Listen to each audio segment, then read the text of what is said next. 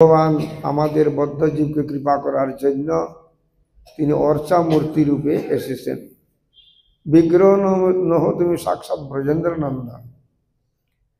বিগ্রহ ভগবানই বদ্ধজীবকে কৃপা করার জন্য এসেছেন। এই জন্যই বদ্ধজীবের জন্য প্রথমে অর্চা বিগ্রহের সেবা করলেই মঙ্গল হবে। এই জন্য স্থানে স্থানে বিভিন্ন স্থানেতে ভগবান বিগ্রহ রূপে প্রকাশিত হয়েছেন। কেন? দর্শন দিয়া নিস্তারিম জগত সংসার, আমাকে দর্শন করে লোকের উদ্ধার হবে, এই জন্য ভগবান। আবার জগন্নাথ দেব যেমন তিনি মন্দিরে সকলে যেতে পারে না, এই জন্য ভগবান রথযাত্রা চল করে তিনি বাহির হন। এই জন্যই সেখানে বলছেন প্রথম তু বামনং দৃষ্টা পুনর্জন্ম না বিদ্যতে। এইসব মহিমা আপনার শ্রবণ করেছেন। আজকে শ্রীমন রামানুজাচার্যের তিরোভাব তিথি। শাস্ত্রে বলছেন কলৌ ভবিষ্যতি চত্বার সম্প্রদায়িন শ্রী ব্রহ্ম রুদ্র সনকা বৈষ্ণব স্মৃতি পাপনা। এই চারটা বৈষ্ণব সম্প্রদায়, মূল গুরু ভগবান নারায়ণ থেকেই সব আসে, কৃষ্ণই মূল। যেমন শ্রী লক্ষ্মী দেবী, তিনি ভগবান থেকে যে দিব্য জ্ঞান আমরা যে মন্ত্র পাই, তিনি ভগবান থেকে পেয়েছেন। তার শিষ্য পরম্পরায় এই জগতে আসছেন।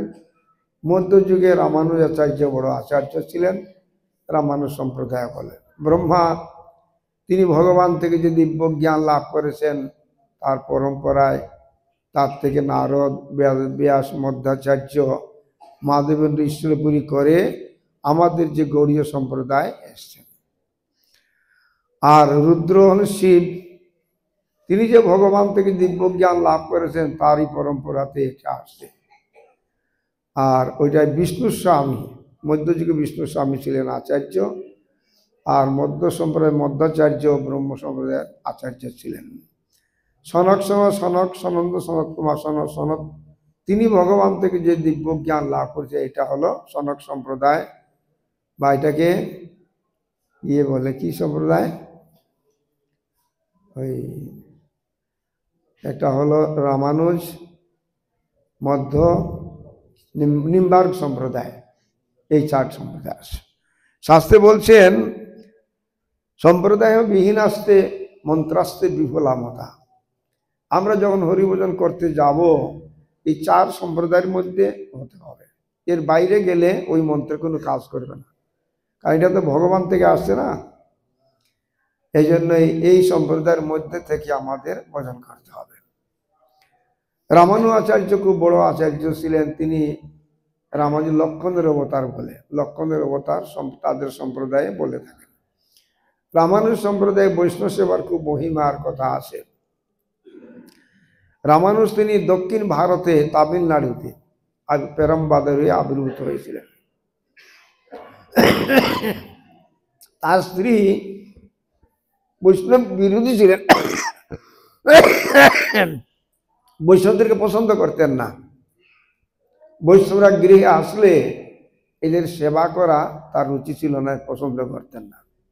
রামানুজাচার্য দেখলেন এই স্ত্রীর সঙ্গে তো থাকা উচিত নয়, যে ভগবান ভক্তির বিরোধিতা করে তার সঙ্গে থাকা উচিত নয়। এই যে কৌশলে তাকে তার বাপের বাড়ি পাঠিয়ে দিয়ে তিনি সংসার পরিত্যাগ করেছিলেন। এবং সে তো অনেক কাহিনী আছে, এটা তো একদিনও বলা যাবে না। তিনি যাদবাচার্যের কাছে তিনি শিক্ষা করতেন। যাদবাচার্য তো মায়াবাদ বিচার ছিল, তো অনেক সময় ওই মায়াবাদ বিচার তিনি খণ্ডন করেছেন। রামানুজাচার্য তার শিক্ষা যে দিয়েছিলেন, এতে যাদবাচার্য একটু ক্ষিপ্ত হয়েছিলেন এবং দেখলেন ভবিষ্যতে এ তো আমার সব সিদ্ধান্ত নষ্ট করে দেবে, আমার বিরুদ্ধে সিদ্ধান্ত, মেরে ফেলবো ওকে। এই জন্য রামানুজাচার্যকে বললেন আমরা একটু ভ্রমণে যাব, চলো আমরা ভ্রমণ করতে যাবো, এই বলে রামানুজকে নিয়ে গেলেন। কিন্তু রামানুজের যে ভাই, একরকম ভাই লাগে, মস্ত তো ভাই, তিনি জানতেন যে রামানুজাচার্যকে নিয়ে যাচ্ছে তাকে মারবার জন্য। তিনি রামানুজাচার্যকে বললেন, দেখো তোমাকে মারবার জন্য যাদবাচার্য নিয়ে যাচ্ছেন, তুমি পালিয়ে যাও এখান থেকে, না তুমি মেরে ফেলে তোমাকে। তখন তিনি সেখান থেকে পালিয়ে আসলেন। কোথায় জঙ্গলে দিয়ে কিছু রাস্তাটা জানেন না, রাতে শুয়ে পড়েছেন। তো ভগবান ইচ্ছাতে ভগবান তাকে আবার তার পরমপাদরে নিয়ে আসলেন। পরবর্তী সময়তে যখন তিনি বড় আচার্য হলেন, অনেক প্রচার করলেন, ওই যাদবাচার্যের মা তিনি রামানুজের শিষ্য হলেন এবং যাদবাচার্য তার শিষ্য হলেন, তার প্রভাবেতে শিষ্য হলেন। তিনি বিশুদ্ধ দ্বৈতবাদ করেছিলেন না, বিশিষ্টাদ্বৈতবাদ এর মতবাদ আছে, বিশুদ্ধ দ্বৈতবাদ তিনি প্রচার করেছিলেন। আমাদের 4 সম্প্রদায়ের মধ্যেই বিগ্রহকে নিত্য মেনেছেন। তারা লক্ষ্মীনারায়ণের উপাসনা বা সীতারামের উপাসনা করে, লক্ষ্মীনারায়ণের উপাসনাটা বেশি আর সীতারামের উপাসনা রয়েছে। শক্তিকে বাদ দিয়ে কেউ করেন নাই, লক্ষ্মীনারায়ণ, রাধা, কৃষ্ণ, সীতারাম হিসেবে প্রচার করেছেন। রামানুজাচার্য এক সময় সেখানে শৈবরাজ ছিলেন। শৈবরাজ ওরা দক্ষিণ ভারতে শৈব আর বৈষ্ণব ভক্তদের মধ্যে বিরোধ আছে, এখনো তো নাই জানি না, কিন্তু ছিল তখন। ওই বৈষ্ণবরা তারা যেমন ওই মায়াবাদী যারা বা শৈব, এরা দেখেন না এরকম করে বক্র করে লাগায়, কপালের মধ্যে লাগায় না, দেখছেন, এরা মায়াবাদী, ভগবানের স্বরূপ মানে না এরা। তো রামানুজ সম্প্রদায়ের এরা ঘর লেপার সময় এরম লেপবে না, এরম লেপবে না, এরম এরম এরম লেপবে না, এরম এরম করে লেপবে। আর শিবের মন্দিরে যাবে না, এগুলো ওদের মন্দিরে যাবে না, এরকম বিরোধ আছে আর কি। এখন শৈবরাজ, চুলরাজ শৈবরাজ, সে দেখলো এ তো বিষ্ণুর মহিমা প্রকাশ করতেছে, সে তো শিবের ভক্ত। তো একবার ওই রামানুজাচার্য বলল আমার এখানে আসার জন্য, তার ওখানে যাওয়ার জন্য। উদ্দেশ্য হলো কি, একে মেরে ফেলবে, যদি যদি বলে বিষ্ণু বড় তাই মেরে ফেলবো ওকে, এরকম। উনার ভক্ত ছিলেন কুরেশ। তিনি ভাবলেন গুরুদেবকে এরকম তো মারার প্ল্যান করেছে, তা আমি যাব, গুরুদেবের পোশাক পরে আমি যাব। গুরুদেব বল, গুরুদেব আপনি যাবেন না, এটা অসৎ উদ্দেশ্য আছে, আমি যাব আপনার পোশাক পরে। তিনি তার রামানুজের পোশাক পরে রামানুজাচার্য তিনি পরিচয় দিয়ে সেখানে গেলেন। সেখানে শৈবরাজ বলল, আপনি বলুন শিব বড় না বিষ্ণু বড়? তখন তিনি শিব বিষ্ণুকে প্রতিষ্ঠা করলেন। সমস্ত শাস্ত্রে, বেদে, রামায়ণে চৈব পুরাণে ভারতে তথা আদাবন্তে চ মধ্যে চ হরি সর্বত্র গিয়তে, সমস্ত শাস্ত্রের শরীর আরাধনা করছেন। ওম অগ্নির বই অবম বিষ্ণুর বই পরম তদন্তরের অন্যতমতা। দেবতার মধ্যে কনিষ্ঠ দেব হল অগ্নি, অগ্নিদেবে আহুতি দিলে তিনি দেবতা নিয়ে যান। আর বিষ্ণুর বই পরম, পরম দেবতা বিষ্ণু, তার মধ্যে অনেক দেবতা আছেন। এর শাস্ত্রে অনেক প্রমাণ রয়েছে। ভাগবতে কৃষ্ণস্তু ভগবান স্বয়ং, আবার যস্তু নারায়ণং দেবং ব্রহ্মরুদ্রাদি দৈবতম সমর্থেন অভিক্ষতে পাষণ্ডী ভবে ধ্রুবম। যারা নারায়ণকে অন্য দেবদেবীর সঙ্গে সমান জ্ঞান করে থাকে, পাষণ্ডী। এইসব শাস্ত্রে আমাদের ভাগবতেও তো আছে, গীতাতেও আছে। হ্যাঁ, সর্বধর্ম পরিত্যাজ্য মামেকং শরণং ব্রজ, এইসব কথা আছে। দেবদেবীর উপাসনা করে যারা কামকামী ব্যক্তি, কামৈশ্বরিত জ্ঞানা প্রবর্তন্ত দেবতা, এইসব অনেক কিছু বলার পরে তিনি বিষ্ণুকেই স্থাপন করলেন। তো রাগ হলো, ওর চোখগুলা সব উড়িয়ে দিয়েছে চোখ, দেখতে না পায়। ওই কুরেশে ওদের রামানুজ সমাজে মনে পড়ছে রামানুজ। তখন আমার একটা ভালো কাজ করেছে কি, যাতে ও বলে ওখানে গ্রামে দিয়ে আসো, ওর গ্রামে দিয়ে আসো, যেতে পারবে না তো ওই পাঠিয়েছে গ্রামে দিয়ে আসো। তারপরে রামানুজ এসে জানতে পারলেন এরকম তার অবস্থা হয়েছে। রামানুজাচার্য বললেন, তুমি বড়দার্য ওই ওই যে ঠাকুর কি ঠাকুরের নাম কি ছিল, বরদ, যাই হোক, ভগবানের কাছে প্রার্থনা করো তোমার চোখ ভালো করার জন্য। তিনি বলছেন, না আমার চোখ লাগবে না প্রভু। বারবার বলাতে তিনি প্রার্থনা করে তার চোখটা ভালো হলো। এরকম গুরুর সেবা করেছেন। এবং আমাদের কেশব মহারাজ ছিলেন, তিনিও যখন আমাদের প্রভুপাদ প্রচার করলেন মায়াপুরেতে, তখনই পরিক্রমায় বেরিয়েছেন, তখন যারা গুসাই, যারা ব্যবসায়ী গোস্বামীরা, তারও বিরোধিতা করেছিল। তখন প্রভুপাদকে সাধারণ বেশ পরিধান করে তিনি প্রভুপাদের পোশাক পরে গিয়েছিলেন, এরকম পাওয়া যায়। তো রামানুজাচার্যর কথা অনেক আছে। তার বৈষ্ণব সেবার খুব মহিমা আছে। এবং যে জাতকুল, বৈষ্ণবের জাতি দোষ দেখতেন, তার ধর্মদাস ধনুর্দাস তার শিষ্য ছিলেন, নিচ জাতি ছিলেন। তিনি যখন কাবেরীতে স্নান করতেন, যাওয়ার সময় তার ব্রাহ্মণ শিষ্যদের হাতে যেতেন, কান্দে হয়ে যেতেন। আসার সময় ধনুর্দাসের কান্দে হয়ে আসতেন। তখন তার ব্রাহ্মণ শিষ্যরা, তাদের অভিমান হলো যে আমরা ব্রাহ্মণ, আমাদের স্নানের আগে আমাদের কান্দে যান আর পরে ধনুর্দাসের কান্দে আসেন, এটা তারা ভাল লাগতো না। কিন্তু এটা অনেক কথা বলার সময় নাই। পরে তিনি ধনুর্দাসেরই মহিমা জ্ঞাপন করলেন। জাতকুল এইসব নিরর্থক বুঝাইতে জন্মাইলেন হরিদাস অধম কুলেতে। জাতকুলের বিচারে মহারাজ বললেন না, জাতকুল দেখতে নাই, যেতে কুলে বৈষ্ণবের জন্ম কেনে নয়, তথাপি সর্বোত্তম সর্বশাস্ত্রে কয়। একবার তিনি ওই কাশ্মীরে গিয়েছিলেন, কাশ্মীরে বুধায়ন ভাষ্য আনবার জন্য, কিন্তু ওরা জানছে রামানুজ লুকিয়ে রেখে দিছে, ওরা আনতে দেয়নি। কিন্তু সারদা দেবী ছিল, সারদা দেবীর কৃপাতে ওরা পেয়ে গেলেন। পেয়ে কুরেশ সঙ্গে ছিল, কুরেশকে নিয়ে চলে আসলেন। তখন তারা যখন দেখলো এই বুধায়ন ভাষ্য নাই, তখন ভাবলো এই এরাই নিয়েছে। তখন পিছে পিছে এসে ওই বুধায়ন ভাষ্যটা কেড়ে নিয়ে চলে গেল। কিন্তু কুরেশ তিনি আস্তে আস্তে ওইগুলা পাঠ করে করে মুখস্থ করে নিয়েছেন। পরে রামানুজ ওই বুধায়ন ভাষ্য তিনি করেছেন, ব্যাখ্যা করে করেছেন আর কি। এরও অনেক মহিমা আছে, তিনি অনেক প্রচার করেছেন। বৈষ্ণব সেবার মহিমা আছে। এটা তো ওই যে কি নাম, বরদার্য তাই তো নেই না?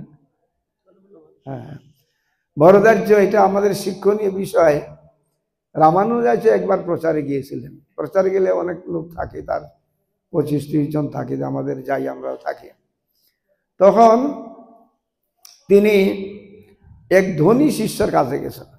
তারই শিষ্য ধনী লোক, অনেক টাকা পয়সা আছে। কিন্তু যখন রামানুজাচার্য এত লোক নিয়ে গেলেন, তার মনে মনে প্রকাশ্যে বলে নাই, বাইরে বলে নাই যে গুরুদেব এত শিষ্য নিয়ে আসছেন, যদি বেশি দিন থাকেন আমার তো অনেক খরচা হয়ে যাবে। তো তার টাকা পয়সা অনেক আছে, প্রচুর আছে। তখন রামানুজ সাধারণ ছিলেন না, তিনি অন্তর্যামী। তিনি ভাবলেন যে এর কাছে থাকা উচিত না, অশ্রদ্ধাবান শিষ্য। গুরুদেব আসছেন, কত আনন্দের বিষয়। গরিবও নয়, কিন্তু তার বৈষ্ণব সেবার গুরু সেবার ইচ্ছা নাই, অর্থের প্রতি লোভ, চলো এখান থেকে থাকবো না। কোনো কারণ দেখে তিনি চলে আসলেন। কোথায় আসলেন? বরদার্য ব্রাহ্মণ, তার শিষ্য খুব গরিব, মানে একটা কাপড় পরে আরেকটা কাপড় পরে সেইরকম কাপড়, এত গরিব। তো তিনি বরদার্যের কুটিরে গেছেন, গরিব লোক তো আওয়াজ করছেন, বরদার্য। তো সেখানে বরদার্য তিনি ভিক্ষা করেছেন। একদিন ব্রাহ্মণরা ভিক্ষা করতেন, তার স্ত্রী ছিলেন ঘরে, তিনি হাতে তালি দিলেন যে আমি একজন কেউ ঘরে আসে। তখন রামানুজ এসে ভাবলেন ও আছে, হয়তো কাপড় টাপড় নাই, ভালো কাপড় টাপড় নাই, পরার কিছু নাই, গরিব লোক তো, একটা কাপড় উপর থেকে ফেলে দিলেন। ওই কাপড়টা পরে সে আসলো, গুরুদেবকে প্রণাম করলো আর বললো বৃক্ষের নিচে, রামানুজ বললো এখানে তো গরিব লোক, এখানে বৃক্ষের নিচে বসো। আর একটা ছেঁড়া আসন ছিল, রামানুজকে দিয়ে উনি ভেতরে গেছে, আপনারা বসুন বলে দিয়েছে। তখন ওই তার স্ত্রী বরদার্যের স্ত্রী ভাবলেন, আমার গুরুদেব এসছেন, কত সৌভাগ্য আমার, হ্যাঁ, কত আনন্দ, গুরুদেব আসছেন। কিন্তু গুরুদেবের সেবা তো করতে হবে। এই যে 25, 30, 40 জন আসছেন, তাদের সেবা তো করতে হবে, কিন্তু কিছু তো নাই। কাপড় বলছে, একটা কাপড় পরে একটা কাপড় নাই, কি সেবা করবে? তখন ভাবলো ওই গ্রামের একজন জমিদার ওই তার প্রতি আকৃষ্ট, তোমার চেহারাটা সুন্দর ছিল, সুন্দরী দেখতে। ওই গ্রামের জমিদার তাকে অনেক লোভ দেখিয়েছে যে তুমি তোমার তোমার প্রতি গরিব, ওইখানে থেকে কি করে তোমার খেতে দিতে পারে না, কিছু করতে, আমার কাছে চলে আসো, আমি তোকে রানীর মতো রাখবো। কিন্তু তিনি সতী স্ত্রী ভক্ত, তার কথা শুনেন নাই। কিন্তু এখন তার মনে হলো যে আমি গুরুদেবের সেবা করব, গুরুদেবের সেবা করব, আমাকে বিক্রি করে আমি গুরুদেবের সেবা করব।